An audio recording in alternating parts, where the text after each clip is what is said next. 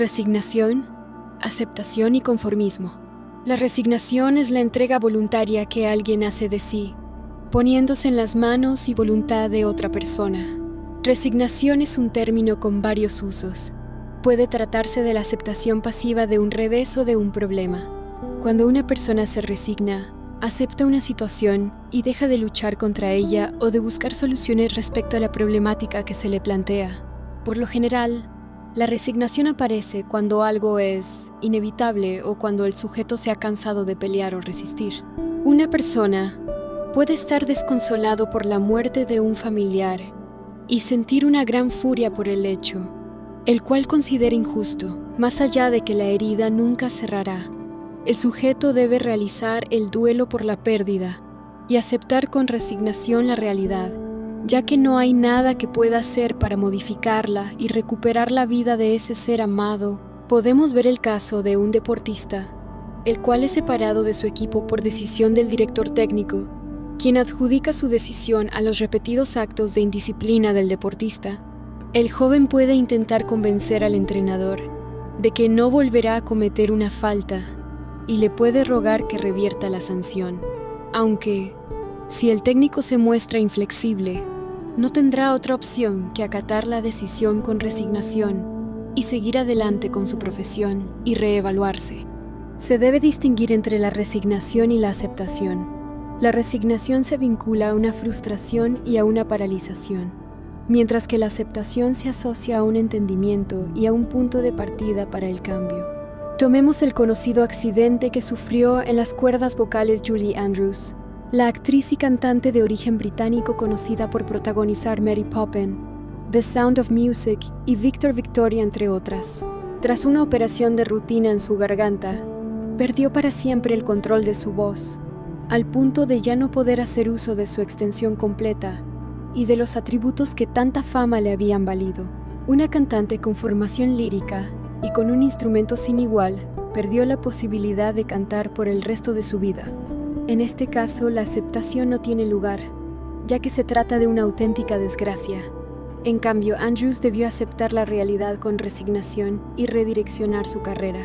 Por otro lado, lejos de los accidentes, una persona que siente una profunda pasión por el dibujo y la animación puede tener que aceptar su falta de dotes artísticas y decidir, en cambio, dedicarse a otro campo. Tal fue el caso del aclamado Edwin Catmull, uno de los fundadores de Pixar y actual presidente de dicha empresa y de los estudios de animación Walt Disney, quien se decantó por las ciencias de la informática. En sus décadas de profesión, Catmull ha realizado invaluables aportes al ámbito de los gráficos por ordenador, entre los que se encuentran la invención del C-Buffer y el descubrimiento de algoritmos para anti-aliasing y subdivisión de superficies. Entonces estamos en una divergencia conceptual entre resignarse o aceptar. A todos nos ocurren sucesos desagradables que muchas veces están fuera de nuestro control. Por ejemplo, podemos haber tenido un accidente de tráfico, haber sido diagnosticados de una enfermedad o incluso haber sufrido abuso en algún momento de nuestra vida. ¿Qué hacer ante este tipo de situaciones? La clave es la aceptación. No obstante, de forma general, escuchar la palabra aceptación nos genera cierta confusión, porque tendemos a confundirla con la resignación.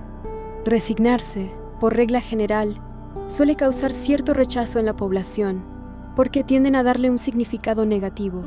Efectivamente, no están equivocados, ya que la resignación implica pasividad y conformismo. Resignarse es no buscar soluciones, quedarse paralizado y a la espera de que esa situación mejore sin hacer nada para conseguirlo. ¿Cuál es el antídoto a esta resignación? La aceptación.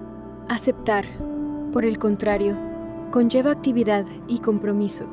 Aceptar es entender que ese suceso negativo forma parte de nuestra vida, de nosotros, pero sin que esto nos impida seguir creciendo, desarrollándonos y consiguiendo nuestras metas. Para comprender mejor esta distinción, imaginemos la siguiente situación. Estamos ante un atleta que corre maratones. Un día se lesiona y los médicos le dicen que no puede volver a competir. Probablemente tenga muchas dificultades en asumir esta noticia, conllevándole gran sufrimiento, ya que los maratones son el centro de su vida. Si se resigna a ella, lo más probable es que se sienta inútil y deje de hacer todo lo que antes hacía, aislándose por completo.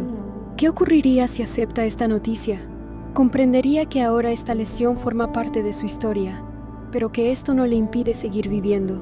Aceptaría que ya no puede competir, pero probablemente buscaría otras maneras alternativas de practicar este deporte acorde a su nueva situación. No se aislaría, y lo más importante, seguiría sintiéndose una persona con autoeficacia y gran capacidad de actuación. Por tanto, como se puede observar, aceptar aquello negativo que nos ocurre es una forma mucho más adaptativa de actuar que simplemente resignándose. Obviamente, no es un proceso sencillo y conlleva mucho malestar y sufrimiento, pero si se consigue llegar a este estado, a largo plazo conseguiremos tener mayor calidad de vida y bienestar. A lo largo de la vida encontramos frases que, lejos de ser piadosas, pero atentan nuestra voluntad, por el mal empleo de las palabras, desvirtuando la naturaleza de Dios y del hombre. A veces Dios te pondrá en una batalla con las manos vacías para que cuando consigas la victoria sepas que no fuiste tú, sino Él. Dios no nos pone en batallas. Las batallas traducidas en pruebas, tribulaciones, tentaciones, incluso enfermedad o pobreza económica, forman parte del mundo en el que vivimos. Dios no envía tiempos difíciles con el fin de enseñarnos nada. Él envió la palabra para enseñarnos y perfeccionarnos. Las pruebas y tentaciones no provienen de Dios.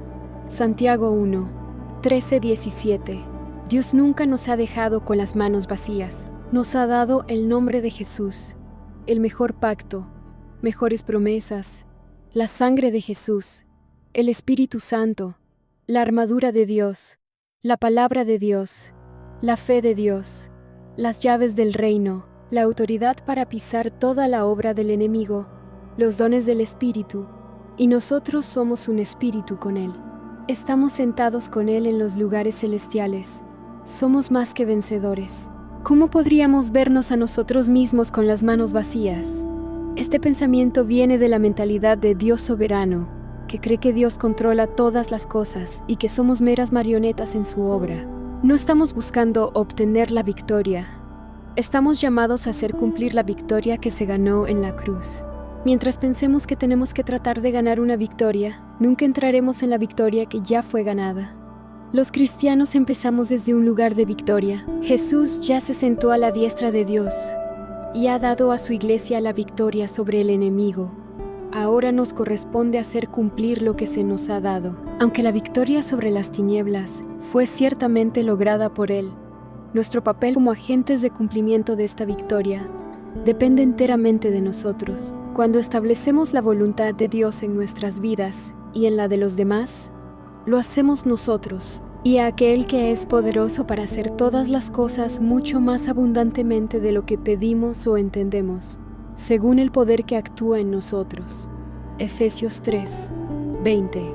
La voluntad de Dios para nuestra victoria continua permanece en nuestras manos. Podemos vivir por fe o vivir por la resignación. La cita del principio de este artículo tiene más que ver con la resignación que con la fe. ¿Qué es ser una persona resignada? Es ese ente conformista, sufrido, sumiso, dócil, paciente que no decide renunciar a cambiar las circunstancias y conformarse con lo que sucede, a pesar del daño que pueda causar. Puede, por lo tanto, asumir el papel de víctima o sentir autocompasión. Al pensar que no podemos hacer nada para cambiar la situación, nos quedamos estancados en una vida de desazón. Conformismo es la práctica de quien fácilmente se adapta a cualquier circunstancia de carácter público o privado, el hecho o la política de comportarse o pensar como todos los demás. En lugar de ser diferente, la gente puede justificar actos terribles en nombre del conformismo social. Por ejemplo, se dice que el sistema educativo está diseñado para producir conformismo en lugar de innovación. El conformismo a menudo requiere suprimir los verdaderos pensamientos, sentimientos y deseos para encajar con las expectativas sociales. A largo plazo, esto puede llevar a la pérdida de la identidad individual, la baja autoestima y la insatisfacción con la vida. dependencia excesiva y falta de resiliencia. El conformismo, sea este inconsciente o asumido como estrategia, exige cambiar pensamientos propios, decisiones y comportamientos para encajar con la opinión de la mayoría.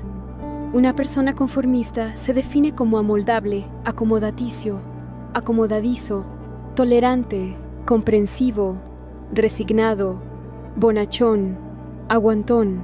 Las personas se someten a la presión del grupo porque dependen del grupo para satisfacer dos deseos importantes: el deseo de tener una percepción precisa de la realidad y el deseo de ser aceptadas por otras personas. Las personas quieren tener creencias precisas sobre el mundo porque esas creencias suelen conducir a resultados gratificantes. Existen tres tipos de conformidad: conformidad, identificación e internalización. La conformidad es la forma más superficial de conformidad y ocurre cuando cambias públicamente tus sentimientos, creencias o comportamientos, pero no en privado. La identificación implica el cambio público y privado de sentimientos, creencias o comportamiento, pero solo cuando estás en presencia de un grupo social específico. Esto se diferencia de la conformidad, ya que mientras estás en el grupo tus puntos de vista privados cambian. Por último, la identificación es la forma más profunda de conformidad y, a menudo, da como resultado cambios a largo plazo en los sentimientos, creencias o comportamiento tanto públicos como privados. La identificación suele basarse en la información, mientras que la conformidad se basa en factores sociales como el deseo de encajar. El conformismo, como muchos rasgos y actitudes humanas, no puede categorizarse estrictamente como positivo o negativo en términos absolutos. Pasa lo mismo con la mayoría de aspectos que trabajamos en referencia a las personas. Depende en gran medida del contexto y de la manera en que se manifiesta. Pero a modo ilustrativo, vamos a resaltar algunos puntos positivos y otros negativos de este tipo de actitud. Positivo. El conformismo puede ser una respuesta adaptativa. Estabilidad emocional. Las personas conformistas a menudo experimentan menos estrés y ansiedad relacionados con la necesidad de cambio o mejora continua. Negativo. Falta de crecimiento. El conformismo excesivo puede llevar a una persona a estancarse en su desarrollo personal y profesional, ya que podría no sentir la necesidad de aprender cosas nuevas o enfrentar desafíos. Pérdida de oportunidades. Las personas conformistas podrían perder oportunidades valiosas simplemente porque no buscan algo diferente o mejor que su situación actual. Falta de autenticidad. El conformismo puede hacer que las personas supriman sus verdaderos deseos y opiniones para encajar o evitar conflictos, lo que además puede acarrear otros problemas de autoestima o salud mental. Ser conformista tiene sus ventajas y desventajas, como todo en la vida. Lo realmente importante es reconocer cuando el conformismo nos está ayudando o nos está limitando. La clave quizás está en encontrar un equilibrio perfecto entre ambos, aceptando ciertas realidades y al mismo tiempo esforzarse por mejorar, crecer y avanzar en la vida.